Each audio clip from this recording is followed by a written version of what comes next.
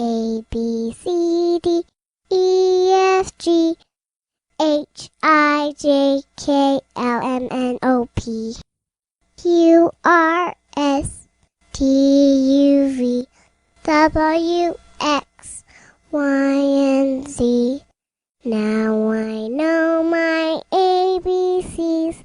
Next time, won't you sing with me?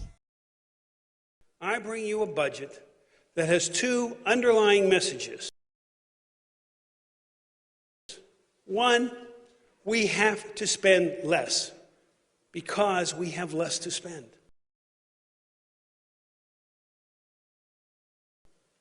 Two, we must tax no more because the people have no more to give. So Governor Tom Corbett of Pennsylvania is planning on cutting education significantly in his budget.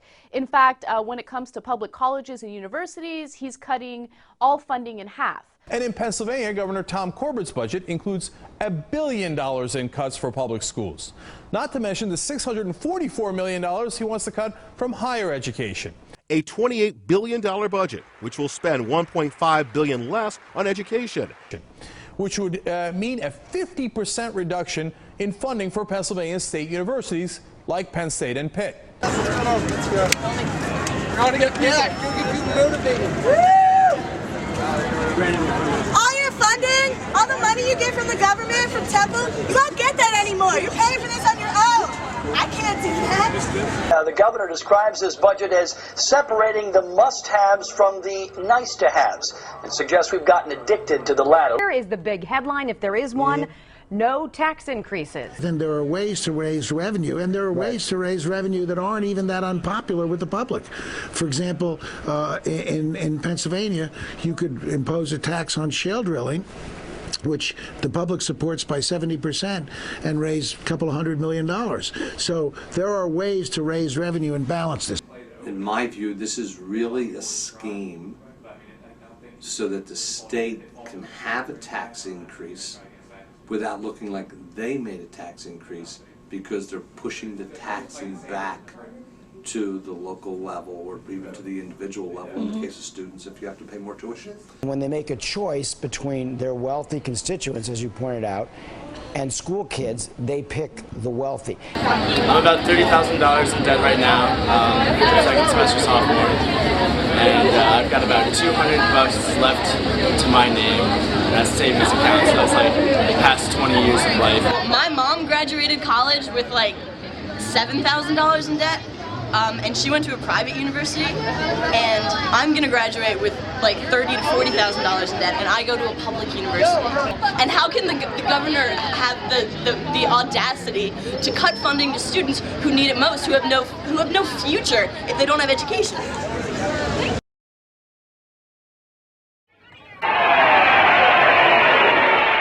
There's a time when the operation of the machine becomes so odious, makes you so sick at heart, and you've got to put your bodies upon the gears and upon the wheels, upon the levers, upon all the apparatus, and you've got to make it stop. Nobody fucking listens to us. We need to speak. We need to make our voices heard. This is unacceptable.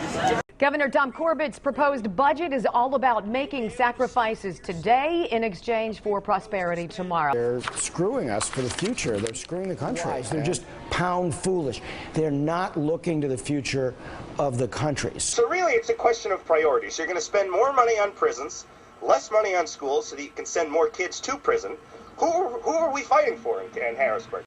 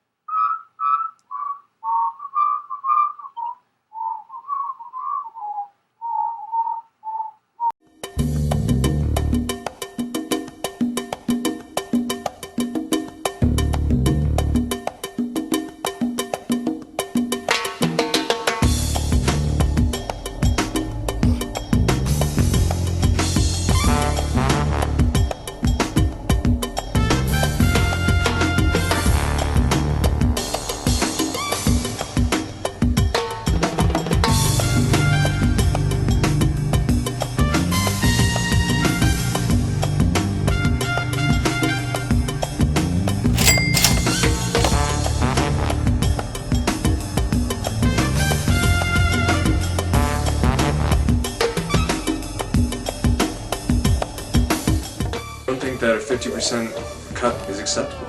We're going to go out there and we're just going to tell them, you know, how hard it is to just save up for the rent money, how hard it is to try and get groceries, and to try and do all this at the same time. A friend of mine is got his financial aid package cut, and he just can't even come here anymore.